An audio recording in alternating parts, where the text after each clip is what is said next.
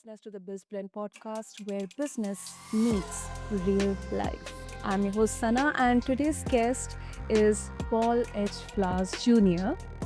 He is an entrepreneur, a national sales director, and also a powerhouse of leadership and legacy building. And we are diving into mindset, managing teams, and how Paul balances empire building with family life. So, this is going to be a really very interesting conversation. So, let's quickly get into it. So, Paul, welcome to the show, and it is such an honor to have you with us today. Thank you so much, Sana. It is a pleasure to be here. Glad to be happy, healthy, and able to have this conversation on today. Absolutely, absolutely. What a warm beginning to this conversation. So, Paul, I mean, you have built multiple businesses, you have led big teams, national sales teams. So, I'm so curious to know what kind of mindset shifts were most critical for you when you stepped into the true entrepreneurial leadership. So, to properly respond to this one, I think I'll go back to go forward. Full disclosure, I've been a student of personal development. I've had mentors in and around my life in the direct sales industry, which is how I got introduced to entrepreneurship primarily in the more adult sense. Like, yes, I used to cut grass and sell basketball cards and CDs and stuff as a youth. But in this instance, where we've got people making hundreds of thousands of dollars per year to hundreds of thousands of dollars per month, it requires something different of you. So I'd gotten a love for reading reestablished in my early 20s. That was one of the main things that has stuck with me today. The phrase readers are leaders.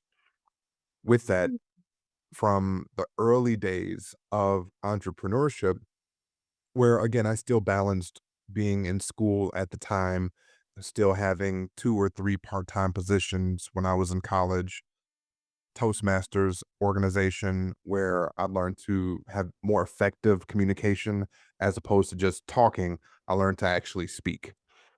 And I'd also picked up a couple more things. One was neurolinguistic programming. Again, in that being able to communicate more effectively, it's helpful to use words in a way that most resonate with other people, thus the study of NLP. Last but not least, there was a program that I had attended called the Landmark Forum through Landmark Education. It's a worldwide organization. So I believe they rebranded to Landmark Worldwide. Nevertheless, those early steps are what helped me to build the confidence, belief, and overall attitude that someone like me could do something like this. So now, when we talk about mindset of the entrepreneur, it started off with the mindset of a leader, a mindset of uh, being the person that can do the thing and that it was my responsibility to do the thing. So I'd first exercised this, yes, in direct sales again while I was in college, but then I'd also transitioned into corporate America right before having, or right after, I should say, having my first son. With that, it was a whole world of different conversations that went on because in the direct sales world, it's mostly positive. Yes, there's negative things that'll come up, but it's mostly positive. The meetings, the people that you're working with, your sideline leaders, it's typically positive interactions. Moving into corporate America, it was toxic. And I know that's not every company, Sana, in the corporate space. It just happens to be that it was several of the ones that I had worked with where the emphasis of profit over people seemed to be consistent. And people would get laid off just because of the company expanded too quickly or disciplined for not having high enough sales numbers, which in a sales organization, that's understandable. And Yeah. there's also something to be said of the coaching, teaching, and training to really bring a person up, right? To uplift them versus just to push them straight out. So a lot of the mindset that it took for me to succeed in the entrepreneurial venture came from being what's considered an intrapreneur inside of someone else's organization as a corporate employee. Specifically, I would just use the last 10, 11 years where I started in direct to consumer health insurance over the phone. First, it was one state with one company. I did amazingly well. Again, I came in, there was an attitude within that organization that you don't want to go too high because people will start wondering how you're doing so well. And you don't want to float too low because then, of course, you're at risk of losing your position. You should just kind of hover right in the middle. Now, think about this, listeners. If any one of you are in any capacity selling a thing, a widget, a service, whatever the case may be, why would you want to float in the middle? Why would you aim for average, right? That didn't even compute for me. But of course, out of respect, which I also again got in that direct sales capacity, even if you don't agree with something, understand the entirety of the situation. Again, this is the manager talking. I'm coming in brand new. It's a new venture for me, all those things.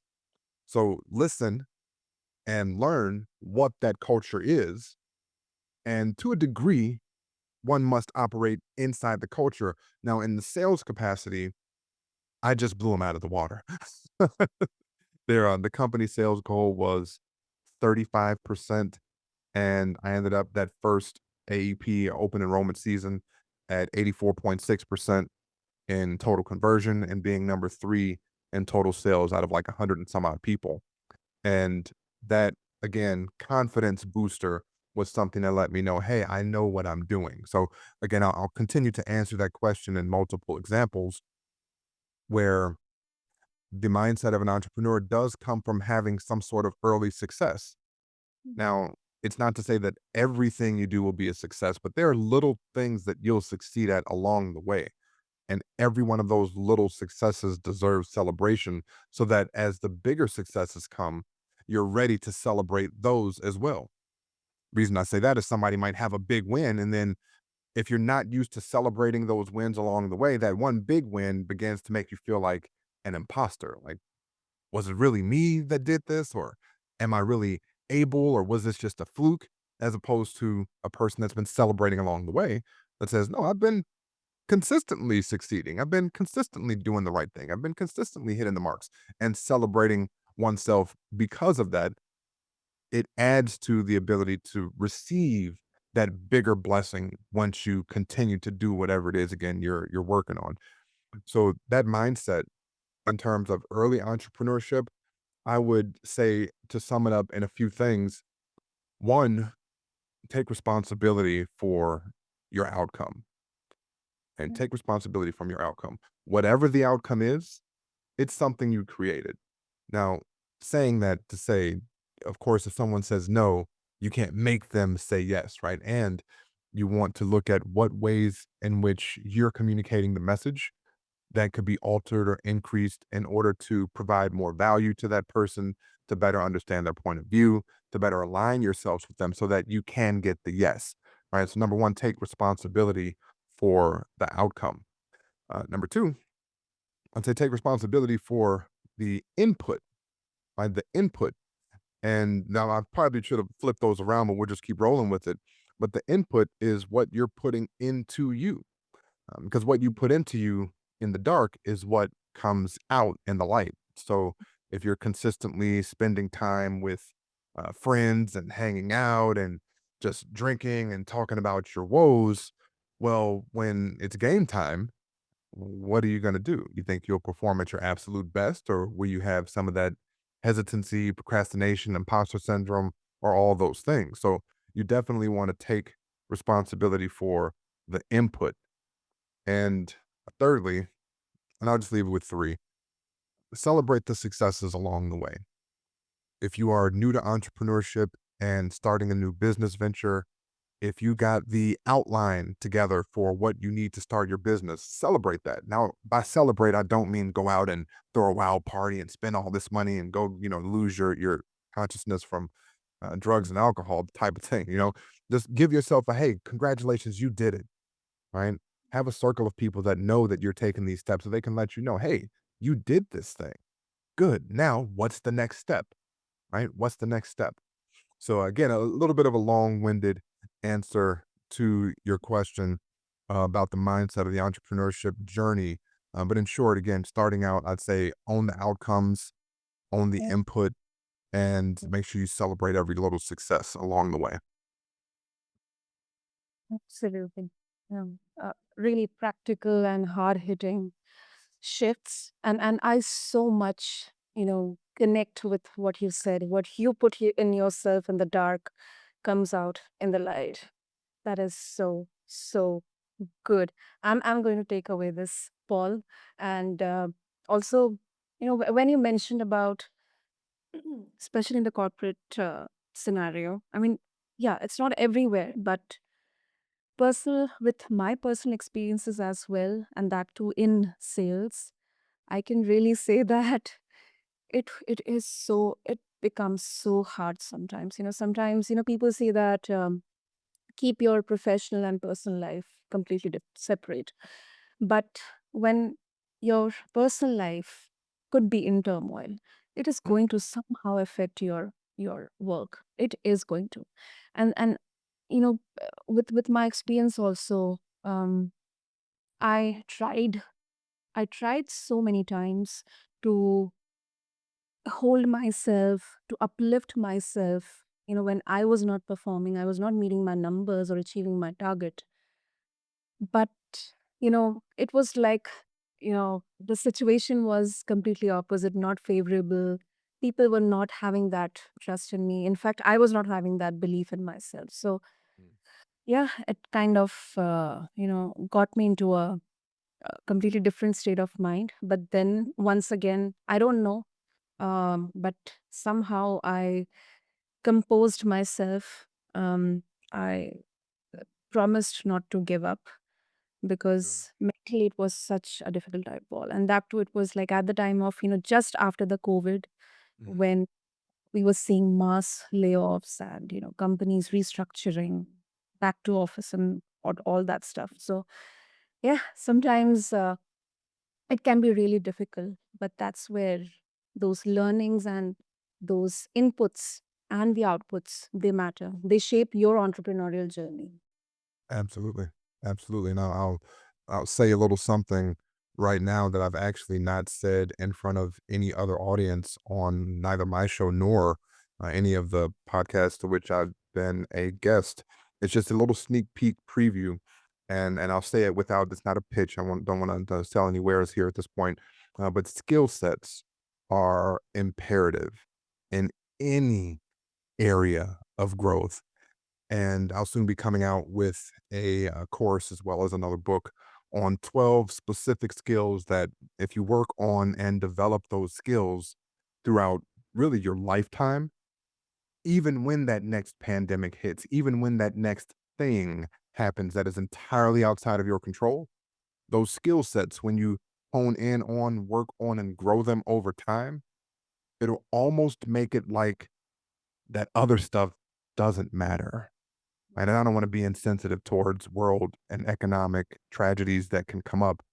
And when it comes to your own personal economy, when you have the right skill sets, knowledge, know how, communication abilities, network, right? Those things again all make a difference. Some of that other stuff just doesn't impact you the same way. Absolutely, absolutely. And you are not never too old or successful or accomplished to learn. You Exactly. know, we just find the right opportunity from wherever we can learn, whether it's through reading books or connecting with people who have been there, done that, or anyone, and getting inspired and learning from them how they did that and how I can do that. I That's think it. that has to be there. That has to be there, especially right now in these uncertain times. That's it. Oh, That's it. great, great, Paul. Okay, so um, when managing large teams, that too, in high pressure industries, Paul. How do you keep the morale high? How do you ensure that, the leadership vision gets translated on the ground? Because with large teams, there will be so many opinions, so many viewpoints, there will be conflicts, there will be to and fro's, misunderstandings. How do you embrace all that as a Uh, team lead? well, there's a few areas that I'll touch on here. And one of the first ones piggybacks on what we just discussed a few moments Mhm. ago. What you put into you is what will come out of you. What you put inside of you in the dark is what's going to come out in the light. And consequently, the people that you lead are people too, right? They're people too. So if it works for you by logic and design, it will work for them.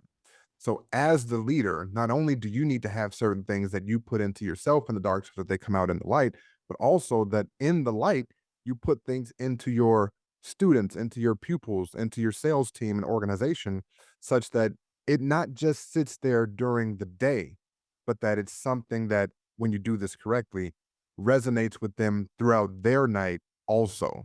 It repeats with them through their nights also.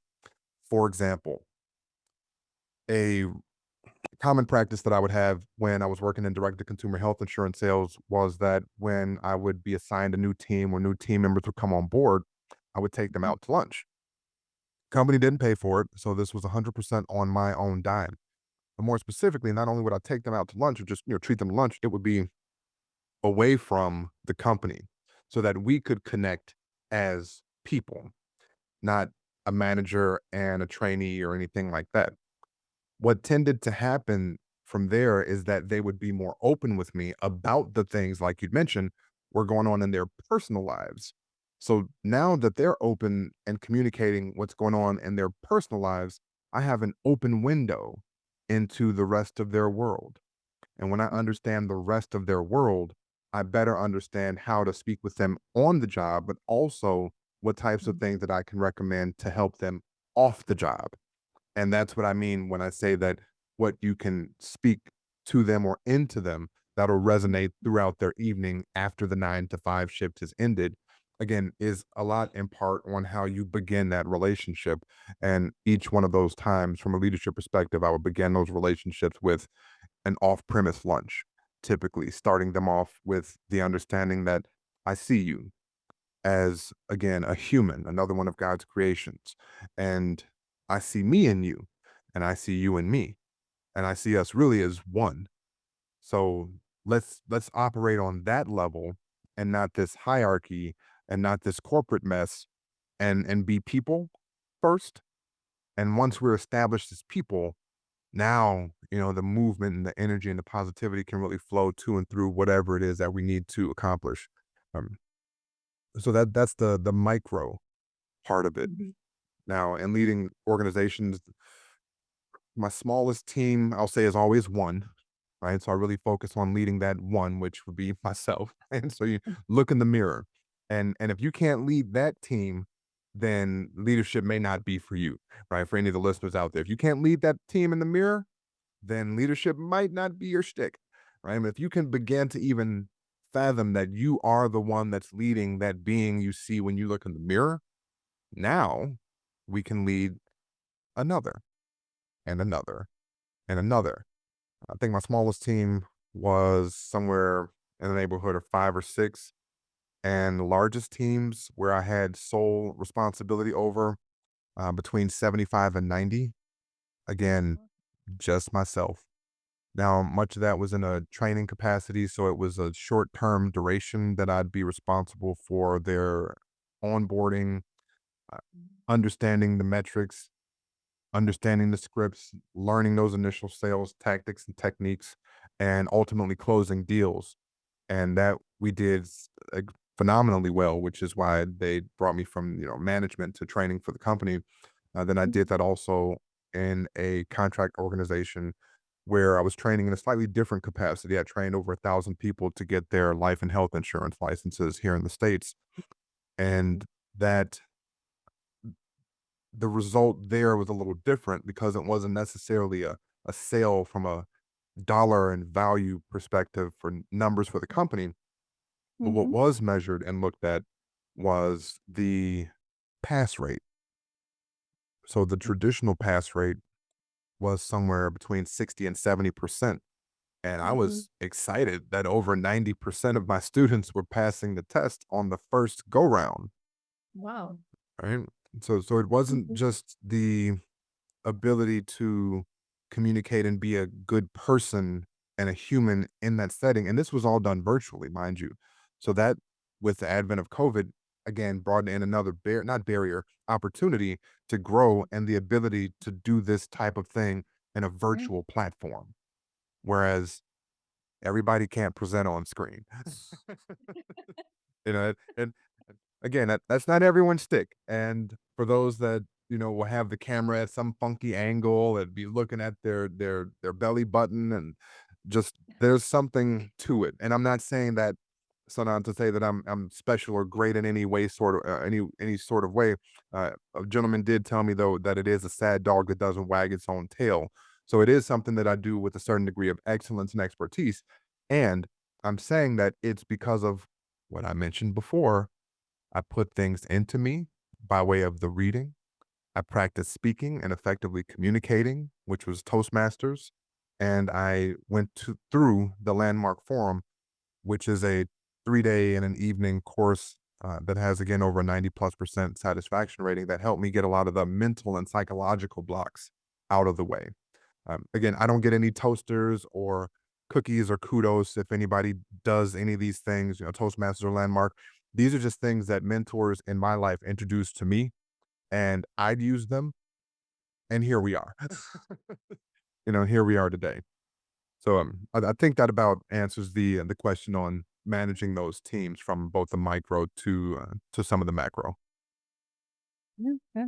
That wonderfully makes sense. And one thing when you were mentioning that, especially during the COVID, it was kind of a barrier, but then you jumped to an opportunity. I think sometimes all these barriers and challenges, they kind of, um, dress themselves as opportunities. So Mm, we have the right mindset and the perspective, then we can identify those challenges or blockers as the right opportunities.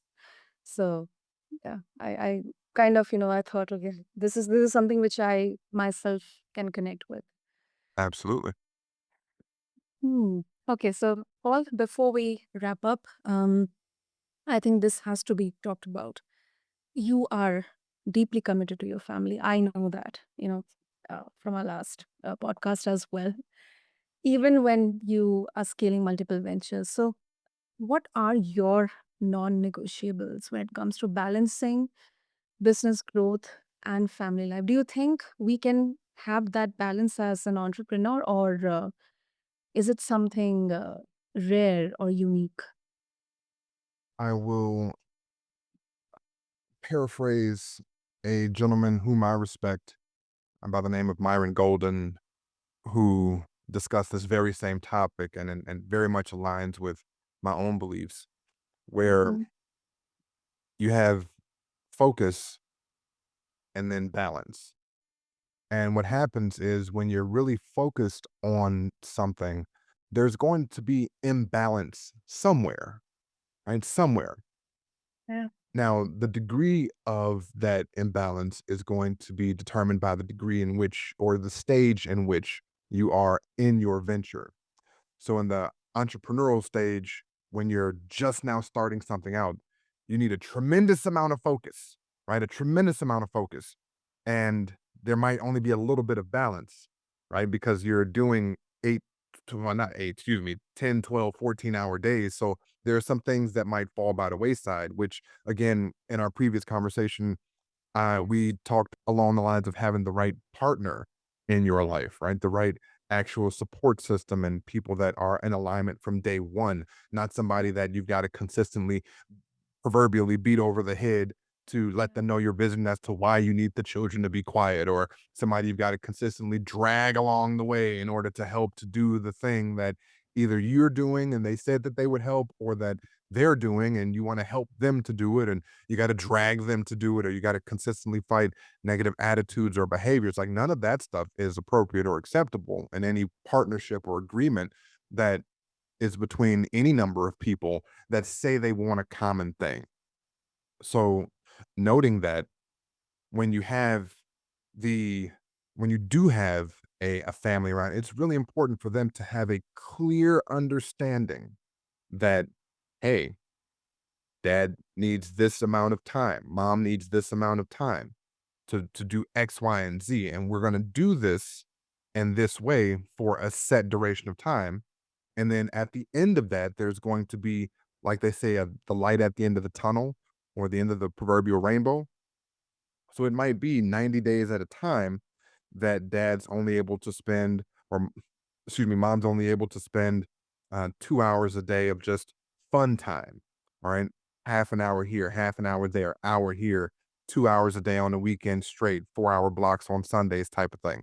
It might go like that for 30, 60, 90 days. But guess what? At the end of that 90 days, we're going on a cruise because I know that when I give the focus and do the correct activities in this realm, that the results will come out in this realm. So that's the early stage, a lot of focus, right? It might be a little bit of balance in some areas. So you might not spend 8 hours a day with family, 8 hours a day working, 8 hours a day sleeping. No, and you might spend 2 hours a day with family, 12 hours a day working, 6 hours a day sleeping. And then whatever the other balance of that is, right? From feeding some faith, some reflection, that type of thing. But as Mm, you grow in the stages of your entrepreneurial endeavor, that's when that focus can lessen a bit. So it might not require a 14-hour day. It'll mm, get down to 8 at some point. And now we've got more balance in other areas. It might get down to 6 and then 4. And for some people, just 2 hours a day is all they need. Again, after they get to a stage, and this is where many people come into entrepreneurship thinking that they can work 2 and 4 hour days and 6 hour days in the beginning and wonder why there's no success. Wonder why the first deal hasn't closed or they haven't gotten that first client or whatever the case may be. Well, hell, you just got started, right? You're just getting started, and don't be a month or 2 or 3 months in, 4 months in, and still thinking that a 2 hour day of extreme focus on the income producing activities specifically is going to be enough, right? Not for someone getting started that wants to do that for themselves. Sure, if you're just working contract and you've got an endless supply of income and things of that nature, if you want to start a new endeavor and get it off the ground whenever, right? Yeah, okay, sure, work 2 to 4 hours a day. But most people I know that step into entrepreneurship, that's not the case. So there has to be a reasonable understanding of the work that's required to get this thing off the ground. So you'll again have those conversations with family, friends, colleagues, former coworkers, whomever, that this is the time that I'm doing this.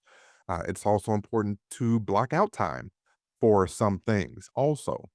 And again, as to not have a total neglecting of various areas of your life, I may only be able to get in 35 minutes of exercise today, an hour and a half family time today. And the rest of that time is between sleeping, traveling, and working on this vision. Put it in the calendar, put a spot for it, and commit to it. Now, will things happen and you might need to make a change? Absolutely. That's life. And give yourself grace and get back to that schedule because the things that we scheduled are the things that we see. And that's how things ultimately will come to fruition. Your goals will come ultimately to fruition.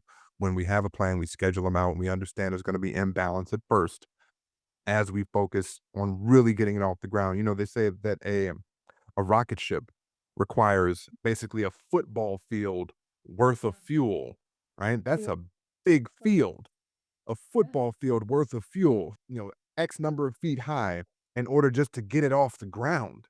But once it's off the ground, breaks through that level, that layer of the atmosphere, it requires little puffs, yeah. right, to help it move throughout space. So We've got to understand that imbalance at the beginning is like that rocket fuel that's needed to get these ventures off the ground. Act as such, schedule and plan accordingly, and ultimately, we'll all have our break through the atmosphere moment where we only need just little puffs to keep going like the rocket ship. That is such a good example. Lovely, lovely, Paul. That was really beautifully put. Really beautifully put. And Thank you. before we wrap up, if our listeners would like to connect with you, especially those who are already into the waters of entrepreneurship or they are beginning to step into it, what's the best way to do that? I'd go to www.paul.health. That's the easiest way. It has my links and things there, my link tree, my podcast, all that stuff is there.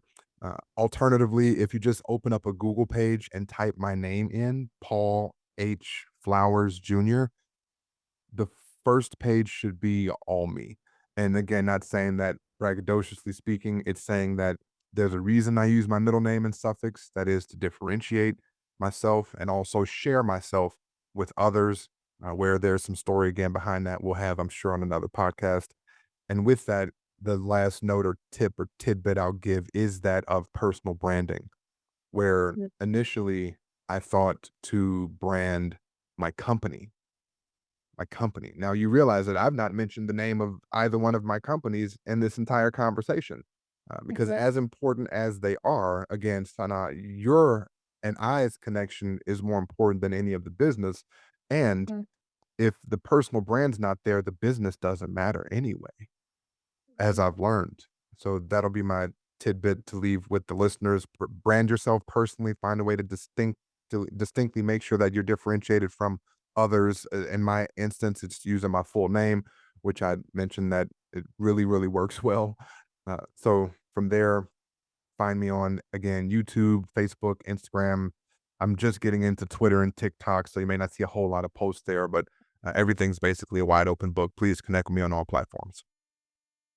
Beautiful. Beautiful. I'll make sure to have all the links and details in the show notes. And Paul, I mean, this is such an inspiring, it's just a soulful conversation because yeah, I mean, we get resources, we have so much to study and learn from, but I think through stories and personal moments, it's more and more evident, and I think it's the best way to learn from each other. So thank you so much for this conversation. And listeners, that's a wrap on today's episode with Paul H. Flowers Jr.